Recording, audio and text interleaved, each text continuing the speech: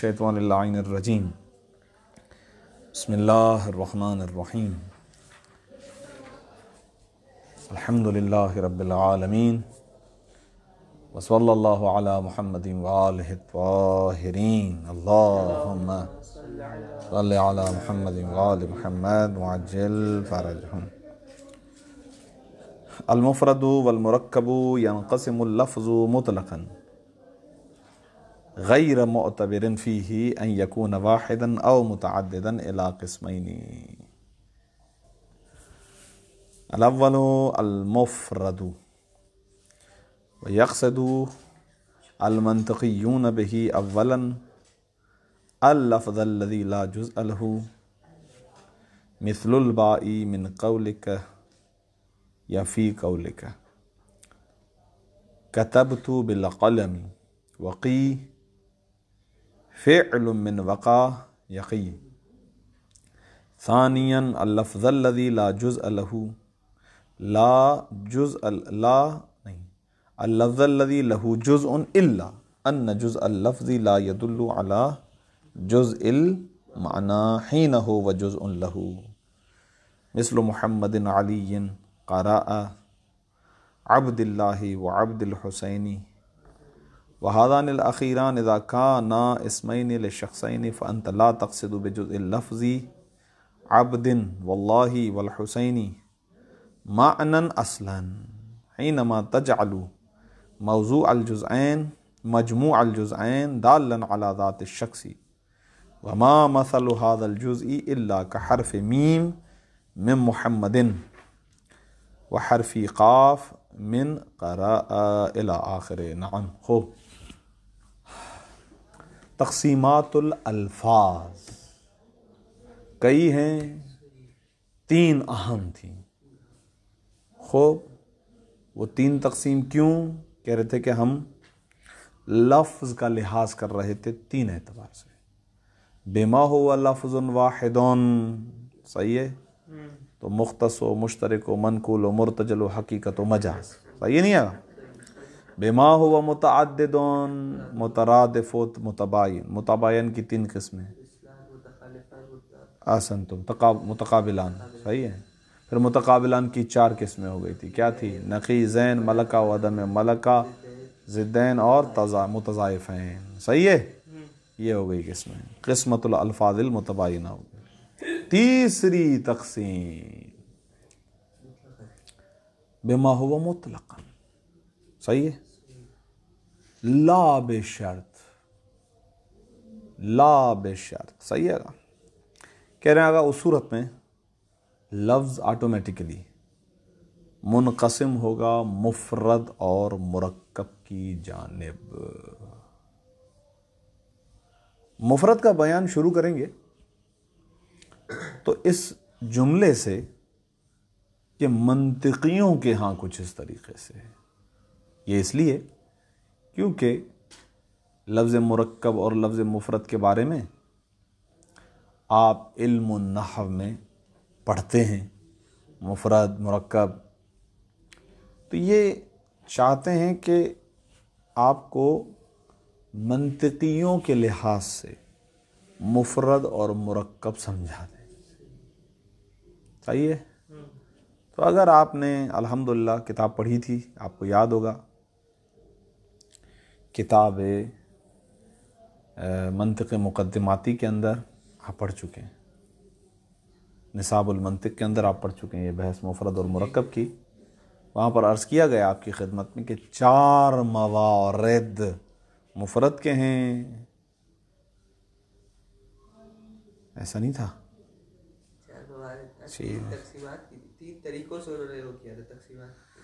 ٹھیک ہے، چلے میں بولتا ہوں. انہوں نے کہا تھا کہ مفرد وہ لفظ کہ جس کا جز نہ ہو.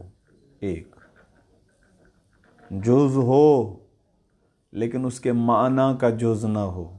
2، لفظ کا بھی جز ہو، معنی کا بھی جز ہو. بنا دیں. لفظ کا بھی جز ہو، معنی کا بھی جز ہو، لیکن لفظ کا جز معنی کے جز پر دلالت نہ کر رہا ہو. 3، لفظ کا بھی جز ہے، معنی کا بھی جز ہے، لفظ کا جز معنی کے جز پہ دلالت بھی کر رہا ہے لیکن وہ دلالت مقصود نہیں ہے. 4 5ویں یا 6ٹھی بتا دیجیے گا مجھے بھی, میرے علم میں اضافہ ہو. وہ پہلی ہو گئی. لفظ کا جز ہو لیکن معنی کا جز نہ ہو, یہ ہوگی دوسری. لفظ کا جز ہو لیکن معنی کا بھی جز ہو, یہ اس تیسری کے اندر آ گئی. معنی میں دلالت نہ کرے, معنی میں دلالت کرے لیکن قصد نہ ہو. اور آخری ایک اور بھی تھی, 5 6 بھی تھی. اللہ پتہ نہیں, مجھے بتائیے. لفظ کا جز نہ ہو, ایک لفظ کا جز ہے لیکن جو اس کا معنی ہے اس کا جز ہی نہیں ہے. 2 لفظ کا بھی جز ہے معنی کا بھی جز ہے لیکن لفظ کا جز معنی کے جز پر دلالت نہیں کر رہا. 3 صحیح ہے, لفظ کا جز ہے معنی کا بھی جز ہے, لفظ کا جز معنی کے جز پہ دلالت بھی کر رہا ہے, وہ دلالت مقصود نہیں ہے. 4 اور بھی کیا ہے, ہمارے ناطق والی بھی تو تھی, ہمارے ناطق سے مراد کسی کا نام ہو. اگر یہ 4تھی کے اندر چلی جائے گی.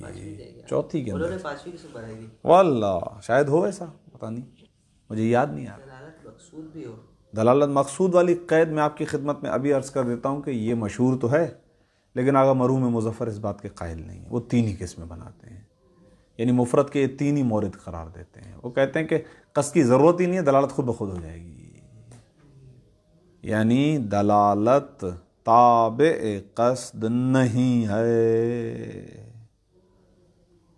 ٹھیک ہے, آغا مرحوم اس کے قائل نہیں, آغا مرحوم مظفر, اسی لیے انہوں نے یہاں پر اس کو ذکر نہیں کیا. چلیں خیر آگا. حالانکہ وہاں پر عبارت میں یقصد لکھا ہوا تھا, یاد ہوگا آپ کو, تعریف میں. اس کا مطلب وہ اس بات کے قائل تھے کہ مقصود ہوگی تو ہوگی وَإِلَّا نہیں ہوگی. اس کی مثال کیا دیتے ہیں وہ, نیند والی مثال. لفظ اپنے معنی پر دلالت کرتا ہے لیکن اس سے ارادہ نہیں کیا جاتا, کہتے ہیں بندہ سویا ہوا ہے. ہم کہتے ہیں اگر دلالت تو ہو رہی ہے نا, لفظ اپنا معنی تو پہنچا رہا ہے نا. مرحوم مظفر یہ کہتے ہیں. خیر, خلاصہ کلام, مفرد اور مرکب, یہ موارد بتانے کے بعد کہہ رہے ہیں بس یہ خصوصیات جہاں نہیں ہوں گی وہ مرکب ہوگا. مرکب یعنی قول, ٹھیک ہے. پھر اس کی 2 قسمیں, یا وہ تام ہے یا وہ ناقص ہے. ٹھیک ہے, تام ہوتا ہے جس کے بارے میں احتمال خبر و انشاء ہو, صحیح ہے. ناقص وہ جس کے بارے میں احتمال خبر و انشاء نہ ہو. ایسا ہے شاید وہ تھا نا کہ فائدہ دے سامع کو. ہاں, سامع کو فائدہ دے, یہ ہے تام. صحیح ہے. پھر اس کے اندر 2 چیزیں ہیں, خبر و انشاء. ہاں, خبر و انشاء ہے. خبر وہ ہے کہ جو احتمال صدق کو کذب رکھے, اور کیا کہتے ہیں انشاء وہ جو احتمال خبر ہو. اس کے اندر تو ظاہر ہے, ناقص کے اندر یہ گفتگو ہی نہیں آئے گی کہ وہ قول ہی نہیں ہے. چلیں بھئی عبارت کی طرف آتے ہیں. تقریباً نحو کے قریب مطلب ہے, ایک جگہ پر تھوڑا سا فرق ہے, وہ فرق بیان کریں گے. باقی تو ساری چیزیں آپ پڑھ چکے ہیں, میں عبارت پڑھاتا ہوں. آگا نے اچھی خاصی وضاحت کی ہے. بسم اللہ الرحمن الرحیم. التقسیم الثالث المفرد والمرکب. قسمت ثالث للفظ مرکب اور مفرد ہے کہ ینقسم اللفظ, لفظ منقسم ہوتا ہے مطلقاً. یہ مطلقاً وہی لاب شرط کا بیان ہے کہ جس کو بریکٹ میں اور زیادہ واضح کر رہے ہیں. لفظ منقسم ہوتا ہے غیر معتبر فیہ, اس حال میں کہ اس لفظ میں اعتبار نہیں ہے. کس چیز کا, کہ ان یکون واحدا او متعددا, یعنی لفظ بما ہو و لفظ واحد یا لفظ بما ہو و لفظ متعدد نہیں دیکھا جا رہا ہے. غیر معتبر ہے اس کے اندر کہ وہ واحد ہو یا متعدد ہو. غیر معتبر کا مطلب یہ ہے کہ اس کا اعتبار نہیں, لحاظ ہی نہیں کر رہے ہیں اس بات کا, اصلاً اس بات کو دیکھ ہی نہیں رہے ہم.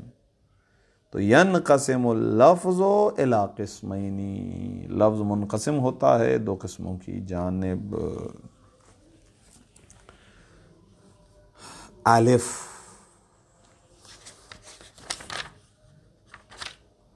المفرد, پہلی قسم مفرد ہے. وَيَقْصِدُ, اور قصد کرتے ہیں المنطقیون بہی, مناطقہ قصد کرتے ہیں بہی اس مفرد کے ذریعے سے. اولاً پہلی مرتبہ تو اس مفرد کے ذریعے سے قصد کرتے ہیں اللفظ الذی، اس لفظ کا، یعنی اس کو مفرد کہتے ہیں کہ لا جزء لہو، ایسا لفظ ہے کہ جس کا جز ہی نہیں ہے. مثل البائی، با حرف جارہ، مثل حمزۃ الاستفہامی، یہ مثال آئی تھی نصاب کے اندر. ترجمہ ہے کیا، معنی ہے نہیں ہے لفظ ہے، وہ مفرد ہے، اس کا دوسرا کوئی جز ہی نہیں ہے، جز ہی نہیں ہے اس کا، یہ کو تنہا ہے. من قولک، مثل البائی، مثل اس با کے کہ جو آپ کے اس قول سے ہے. من قولک، آپ کے اس قول سے ہے. آپ کا قول کیا ہے؟ قول یہ ہے آپ کا کتبت بالقلمی. تو کتبت بالقلمی میں یہ جو با ہے نا، با اس کا ایک معنی ہے، منطقی کے نزدیک یہ مفرد ہے. خوب اگرچہ معنی جو ہے وہ احتیاج رکھتا ہے، غیر مستقل ہے، کچھ بھی ہے تو صحیح نا، ہے تو صحیح. خوب تو با ایسا لفظ کہ جس کا جز ہی نہیں ہے. وقی، اور اسی طریقے سے لفظ قی، یہ قی کیا ہے؟ فعل من وقا یقی. یہ قی وقا یقی سے فعل ہے نا، پڑھ چکے ہیں صرف میر میں، یہ مادہ آیا نہیں آیا ہے، تو قی مفرد ہوگا. کی کیا ہوگا؟ مفرد ہوگا. کیوں؟ کیونکہ اس کا جز ہی نہیں ہے. ثانیاً، اس کا مطلب صرفیوں کی جہت یہاں بھی بدلے گی نا، علماء اور صرفیوں کی جہت. وہ اس کو ثلاثی مجرد کہتے ہیں، ثلاثی مجرد کہتے ہیں، وہ اجزاء کے قائل ہو جاتے ہیں. نحوی سامنے کو دیکھتا ہے بس، یہ قی جو ہے سامنے والی بات، ہم اس کلمے کو دیکھ رہے ہیں، ہمارے سے تعلق نہیں کہ پہلے یہ وقع تھا یا تقی تھا یا کیا تھا، ہم نہیں دیکھ رہے، اس قی کو دیکھ رہے ہیں، اس کا کوئی جز نہیں ہے.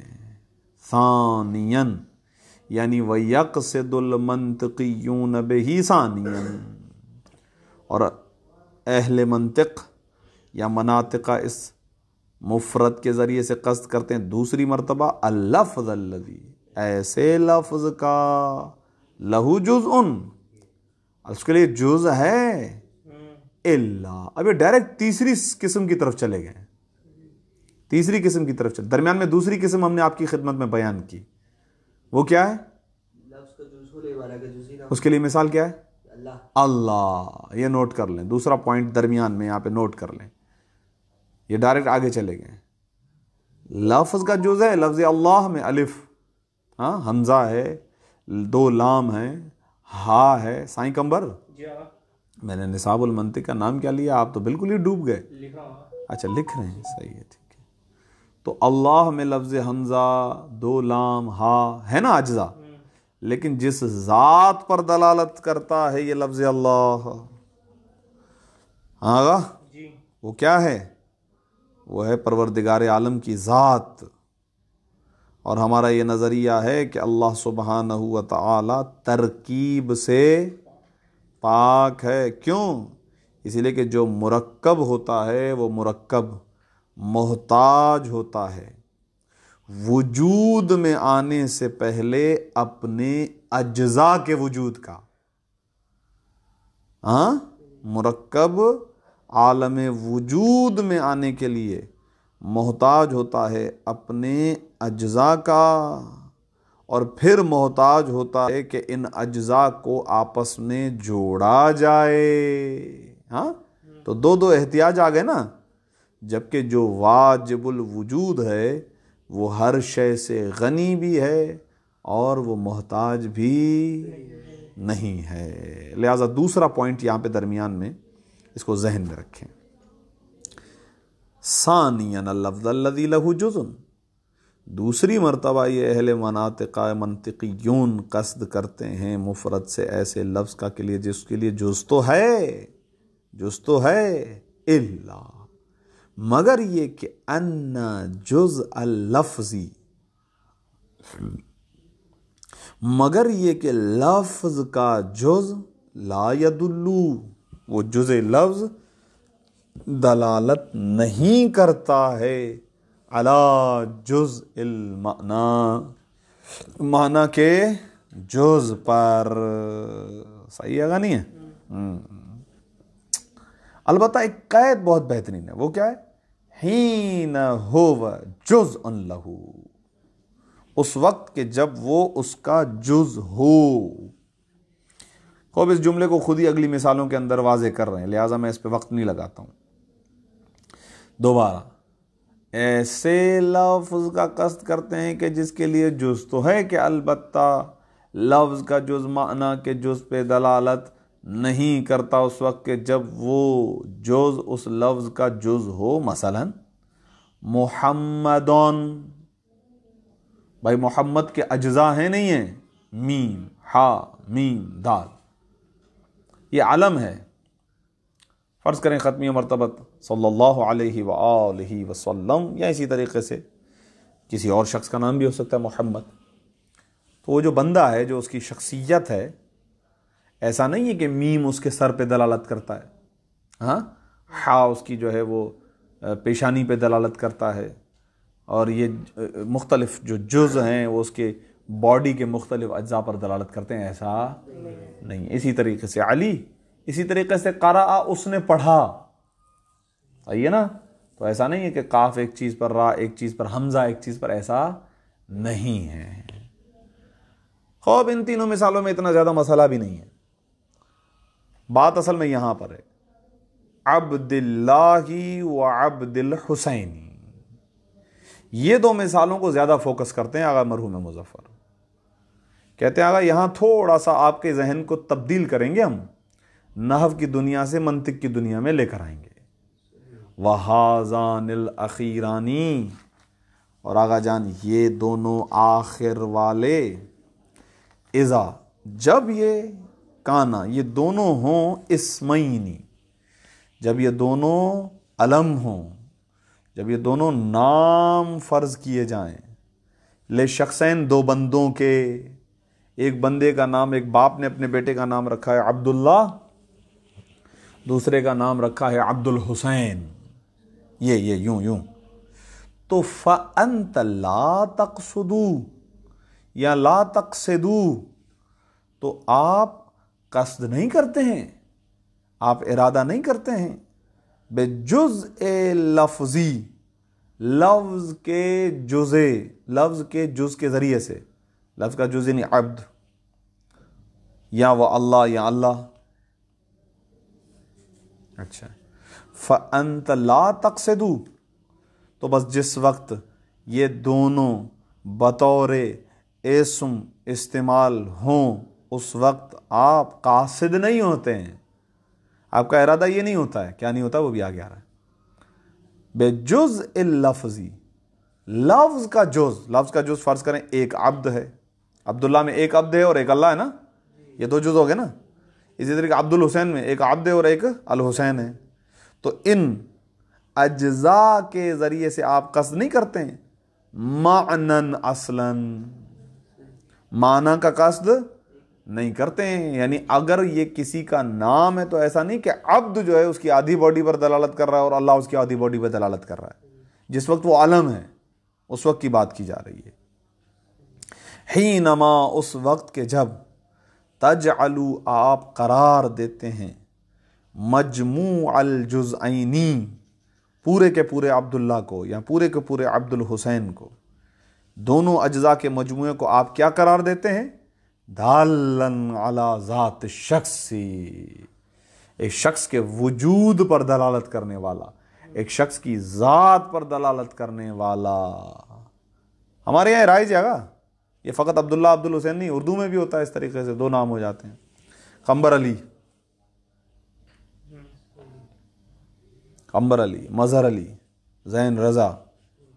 آج صبح ذہن میں مثال آ رہی تھی وسیم اکرم، وقار یونس. کھلاڑیوں کے نام دو دو کر کے آتے ہیں اس طریقے سے اکثر جو ہے، ٹھیک ہے نا. دونوں ایک شخص ذہن میں آتا ہے، ایک شخصیت ذہن میں آتی ہے، ایک بندہ شخص ذہن میں آتا ہے، اس کی ذات ذہن میں آتی ہے. یہ وضع ہے اسی کے لیے. اگرچہ کبھی کبھار ایسا بھی ہوتا ہے کہ وہ جو دوسرا نام ہوتا ہے اس کے باپ کا نام ہوتا ہے. صحیح نا؟ اکرم جو ہے باپ کا نام ہے، وسیم بیٹے کا نام ہے، وسیم اکرم. اکرم باپ ذہن میں نہیں آتا ہے. بیٹا ہی ذہن میں آ رہا ہے، کبھی کبھی اس طریقے سے بھی ہوتا ہے۔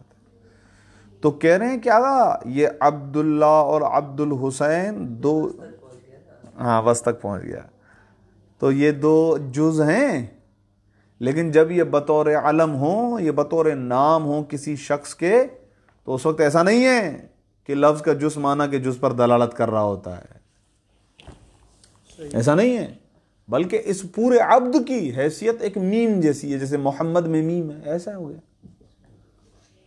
عبد الحسین میں لفظ عبد کی حیثیت ایسی ہی ہے کہ جیسے فرض کریں کہ قرأ میں قاف، جس طرح قرأ میں قاف اپنے معنی کے کسی جز پر دلالت نہیں کر رہا، اسی طریقے سے عبداللہ جب بطور علم استعمال ہو تو اس وقت یہ لفظ عبد اپنے معنی کے جز پر دلالت نہیں کر رہا ہے، چہ جائے کہ اس کے اجزاء ہوں ہی کیوں نہیں۔ کمبر کے کتنے اجزاء ہیں، کاٹو کتنے اجزاء ہیں، بہت اجزاء، او یہ بازو ہے، یہ سر ہے، یہ داڑھی ہے، یہ سفید بال سر میں آ گئے، اور یہ چاندی آ گئی، واللہ واللہ واللہ واللہ واللہ وما مثل هذا الجزء، اور اگر اس جز کی مثال نہیں ہے الا مگر کا حرف میم میں محمد میں جو میم ہے نا اس حرف جیسی ہی مثال ہے ابھی فی الحال اس کی، یا وہ حرف قی یا حرف قاف، وہ حرف قاف من قرأ میں جو قاف ہے نا اس سے بڑھ کر اور کچھ نہیں ہے، یہاں برابر ہیں۔ ہاں نعام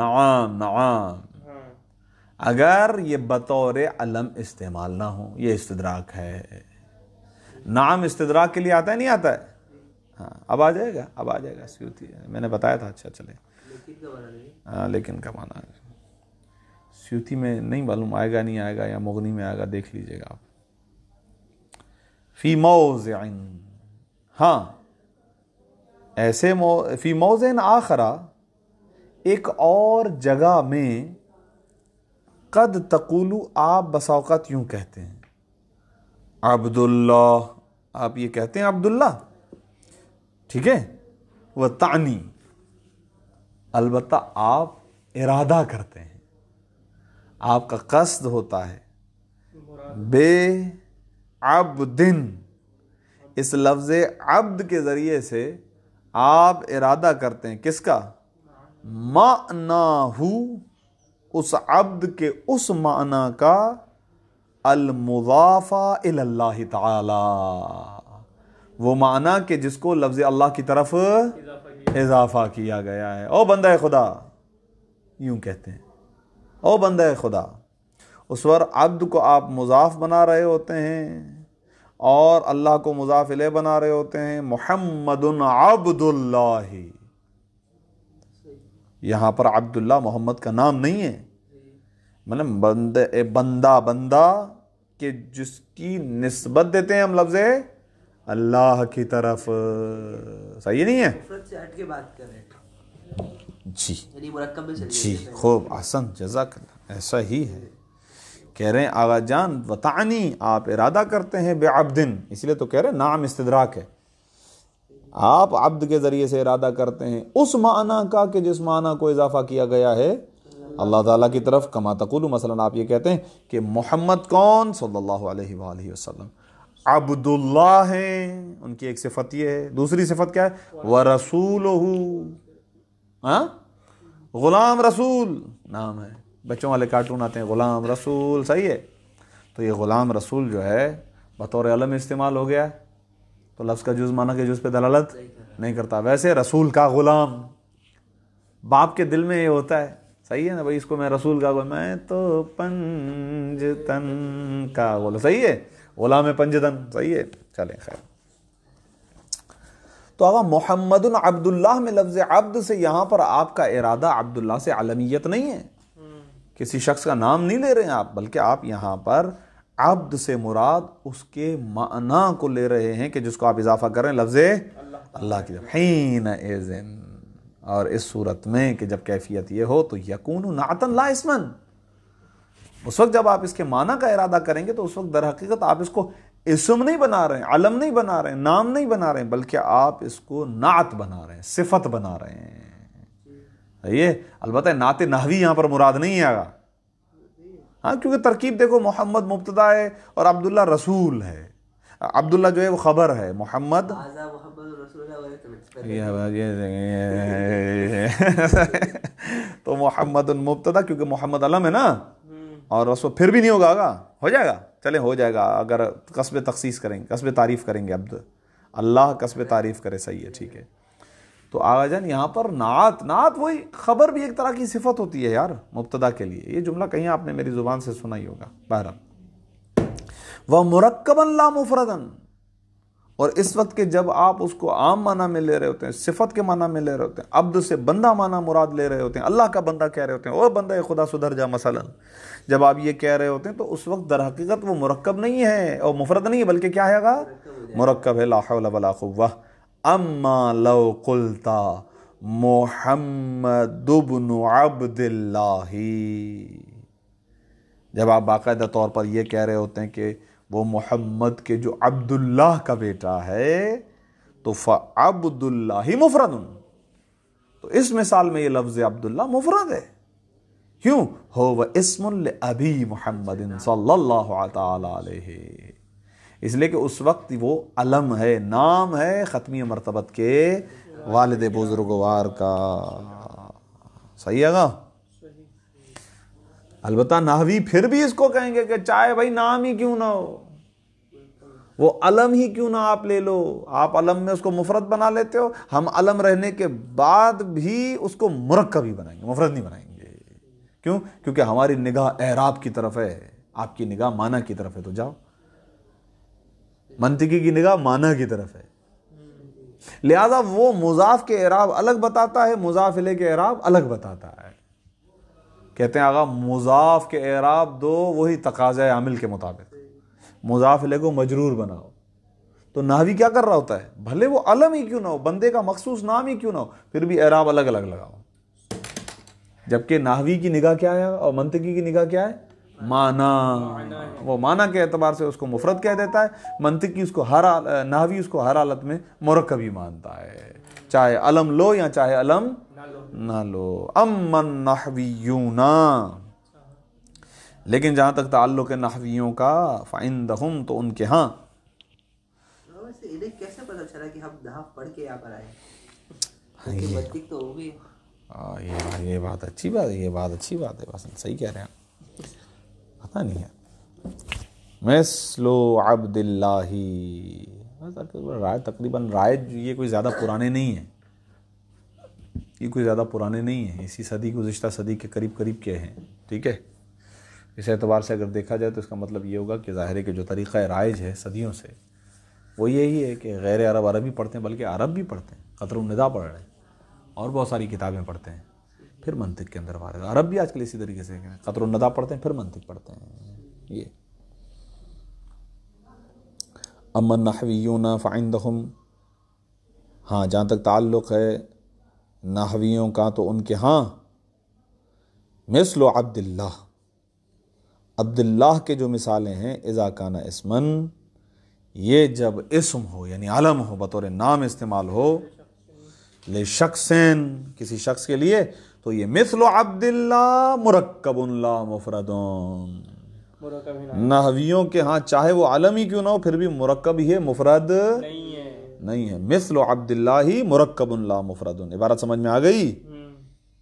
کیوں ایسا کیوں ہے، وجہ یہ نحوی کیوں اختلاف کر رہے ہیں، کیونکہ لأن الجہت المعتبرۃ لہم، اس لیے کہ وہ جہت کے جس کا لحاظ نحوی حضرات کے یہاں ہے، جس کا لحاظ یہ نحوی حضرات کرتے ہیں، جس کو معتبر گردانتے ہیں، فی ہذہ التسمیتی، اس نام دینے میں کہ یہ مرکب ہے، اس نام دینے میں کہ یہ مرکب ہے، یا بعض نے کہا فی ہذہ القسمتی، بعض نسخوں کے اندر ہے فی ہذہ ہاں اس تقسیم بندی میں مفرد اور مرکب میں بھی، تختلف، یہ جہت مختلف ہے، عن الجہت المعتبرۃ عند المناطق، اس جہت سے کہ جو اہل منطقیوں کے ہاں معتبر ہے، یعنی نحویوں کی نگاہ اعراب پر ہے، مناطقہ کی نگاہ معنی پر ہے، یہ جملہ ابھی آ رہا ہے، اس لیے کہ تعلیلیہ، اس لیے کہ اذا نحویو، اس لیے کہ جو نحوی آگا، ینظر الی الاعراب والبناء، وہ نظر کرتا ہے اعراب کی جانب اور بنا کی جانب، معرب اور مبنی کے اعتبار سے. فما کان لہو اعراب او بناء واحد، پس ہر وہ کیا کہتے ہیں جناب کلمہ، ہر وہ لفظ کے جس کے لیے اعراب یا بنا ایک ہو فہو مفرد. ہاں فما اور ہر وہ لفظ کان لہو کہ جس کے لیے اعراب او بنا یا بنا واحد ہو فہو مفرد. خود نحو میں بھی نہیں پڑھا تھا. دیکھا کتنی اچھی چیز بتائی ہے، اور نہیں کیا اس لیے فہو مفرد، وہ مفرد و الا. اور اگر ایسا نہ ہو، ایک نہ ہو دو اعراب ہوں تو فمرکبون، ایک بنا نہ ہو دو بنائیں ہوں. مثالیں اس کی لیں گے. حاشیے میں فرماتے ہیں وَإِن لَمْ يَكُنْ لَهُ اعراب او بناء واحد، یعنی وَإِلَّا کا مطلب یہ ہے کہ ان لم یکن لہو اعراب و بناء واحد، اگر ایک اعراب اور ایک بنا نہ ہو تو پھر وہ کیا ہوگا؟ مرکب ہوگا نا. تو کہتے ہیں سواء کان لہو اعرابان، چاہے اس کے لیے دو اعراب ہو جائیں. مثلا عبداللہ کے لیے عبد کے اعراب ہیں، اللہ کے لیے بھی اعراب ہے. او بناءان، دونوں مبنی ہوں، جیسے احد عشرہ وسیبوے، لفظ سیبوے یہ بھی دونوں مبنی ہیں، احد عشرہ بھی دونوں مبنی ہیں. او بنا و اعراب، یعنی دو گویا ایسا لفظ ہے کہ جس کے دو چیزیں قرار پا رہی ہیں، جس کے لیے ایک اعراب ایک بنا. اسنا عشرہ ہو گیا، بال بکا ہو گیا، حضرموت ہو گیا، وغیرہ وغیرہ وغیرہ وغیرہ وغیرہ وغیرہ. صحیح آگا. احسنت. وَإِلَّا یعنی وَإِن لَمْ يَكُنْ لَهُ اعراب او بناء واحد، اگر ایسا نہیں ہے تو فمرکبون. کعبد اللہ. اب دیکھیں یہاں پر عبدی کیوں پڑھ رہا ہوں میں؟ کیونکہ عربی میں کتاب ہے نا، میں کاف کا اثر لے رہا ہوں. کاف حرف جر ہے، وہ عبدی کو مجرور کیے دے رہا ہے. اور اسی طریقے سے لفظ اللہ کے بھی الگ اعراب پڑھ رہا ہوں. کیوں؟ لفظ عبدی مضاف ہے اور اللہ ہی مضافون الیہ ہے، اسی لیے کہہ رہے ہیں علمن، چاہے بطور علم ہی کیوں نہ ہو. لیکن نحویوں کیا فَإِنَّ عبدی، اگر میں اس کو پڑھوں تو میں حکایتی اعراب دوں گا اس کو، یعنی عبداللہ سے اٹھا کر لے آؤں، وہاں سے حکایت کروں ویسے کہ ویسے. اور اگر نصب دے وہ تو ظاہر عبدن لہو اعراب، اس کے لیے بھی اعراب ہیں.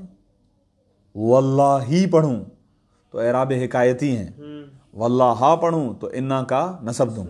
لہو اعراب، اس کے لیے بھی اعراب ہے. ہو گئے نا دو اعراب، ایک اعراب نہیں ہو گئے، دو اعراب ہو گئے. البتہ اما المنطقیوں، جہاں تک تعلق ہے منطقی کا، فانما ينظر الى المعنى فقط، اس کی نگاہ معنی کی جانب ہے فقط، کسی اور چیز کی طرف نہیں. اور عرض کیا تھا آپ کی خدمت میں، انہی معانی کے لیے تو الفاظ کی بحث میں پڑھا ہے وہ، ورنہ اسے سروکار کیا تھا، مجبوری ہے اس کی. اذن نتیجتاً یہ ابھی وہی چل رہا ہے، دیکھ رہے ہیں تو ہاں یہی تو ہے. اذن المفرد، کیوں ابھی تو مقدمہ چل رہا ہے. اذن المفرد عند المنطقی نتیجتاً، مفرد منطقی کے ہاں ہو واللفظ، یہ وہ لفظ ہے الذی لیس لہ جزء، کہ جس کے لیے ایسا جز نہیں ہے. ایسا کیوں کہہ رہا ہوں؟ یدل اس کی صفت ہے.